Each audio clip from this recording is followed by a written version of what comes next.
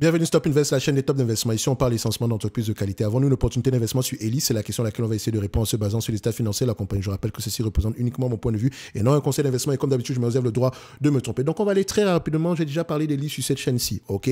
Donc, je vais rester uniquement sur Fastgraph. Vous avez déjà vu, on a fait à peu près de 1000 vidéos ici. Donc, vous savez à peu près qu'il faut regarder les marges, les revenus, etc. Je ne vais pas le refaire. OK? Donc, sur Elis, je paye combien en date d'aujourd'hui si j'étais obligé d'investir sur cette compagnie-ci? Quel est le prix que quel est le prix que je voudrais avoir? D'accord? Parce que c'est vous qui choisissez le prix d'acquisition. D'accord? Et une fois que vous avez fixé votre prix d'acquisition, vous attendez patiemment. D'accord? Dépendamment également de la qualité du business. Parce qu'on ne va pas attendre patiemment sur un business de merde. OK? Donc, Elis ici, je constate que, les free cash flow ont tendance à être plus élevés que les net income. Et ça, depuis 2018. Donc, 1,62 € ici. Comment est-ce que j'arrive à le voir? C'est une question d'habitude uniquement. Vous pouvez également aller le comparer ici. Oh, qu'est-ce que je raconte? Attention. Elis. On va le faire ici rapidement parce que ça ne nous prend pas beaucoup de temps. OK? 1, 2. OK? 1 et 2, et j'enlève ça et je les mets sur le même graphique. Est-ce que net income et free cash flow parlent le même langage? Free cash flow a tendance à être plus élevé que net income. Très bien.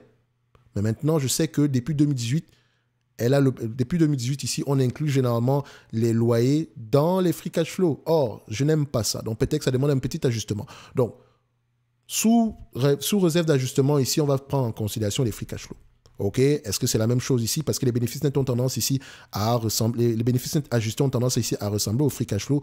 Donc ici, on s'en va à peu près 1,62 €. Donc c'est même encore moins élevé que ça. Donc on va le garder ici à ce niveau-là. Est-ce que les analystes ont tendance à faire de bonnes prévisions ici? Oui, parfait. Quand je dis parfait, très bien. OK? Donc, on va également regarder sur les 5 dernières années. Le marché paye généralement combien de fois les bénéfices? Il ne paye pas des multiples assez élevés pour ce business-ci. Est-ce que c'est une mauvaise entreprise ou quoi que ce soit? Non. On a fait une analyse dernièrement ici d'une compagnie qu'on appelait Cintas sur la chaîne Revenus et Dividendes. Très belle entreprise qui fait à peu près la même chose que Elis ici. Peut-être qu'Elis est plus spécialisé sur un segment d'activité ici. Donc ici, on a à peu près 15 fois. C'est un business qui pourrait s'échanger à 15 fois les bénéfices. OK? Donc Elis, je serais prêt à payer 15 fois les bénéfices ici. OK? Donc si on prend à peu près 15 fois les bénéfices, donc 15 fois les bénéfices par rapport aux bénéfices nets attendus en 2026-2025, on sera à peu près à 24, quand on dit bénéfices, c'est free cash flow, 24,34 €. 24,34 € ici. Donc, 24,34 moins la dette nette d'aujourd'hui. OK? Donc, on a une dette nette de combien? Dette nette. N'oubliez pas également qu'on inclut souvent les loyers dans la dette nette. Donc, il faut également aller ajuster ce chiffre-là. OK? Donc, on va regarder le nombre d'actions.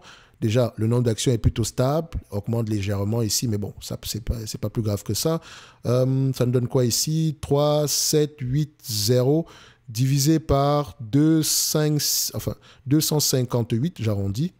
OK, ça donne ici à peu près 14,65 €. Ça, c'est sur Elis. Or, si je prends 14,65 € moins le 24,34 € ici, on va trouver à peu près aux alentours de 10 € par là. OK? 10 €, c'est moins élevé que le 1,62 € ici. Donc, 10 €, c'est moins élevé que 10 fois les bénéfices. Quand je dis 10 €, ça veut dire que si on achète l'entreprise à 10 € ici, alors qu'on s'attend à 1,62 € d'ici 2025, on la paye ici à 6,17 fois les bénéfices. Tant mieux si on arrive à la choper à ce prix-là. Mais moi, je dirais qu'à payer une entreprise à 10 fois les bénéfices, c'est déjà assez correct ici aujourd'hui. Donc, on va se limiter ici à 16,20 €. Donc, à savoir 10 fois 1,62, ça donne ici 16,20 €. Est-ce que ça nous permet de dire que Elis est surévalué en date d'aujourd'hui? Non. Pour moi, je dirais que Elis est correctement évalué vu le niveau d'endettement actuel. Maintenant, qu'est-ce qu'elle va faire avec ce cash-là? Parce que rappelez-vous, est-ce qu'elle peut repayer la dette nette ici en moins de 10 ans quand on prend le 14 € ici tantôt?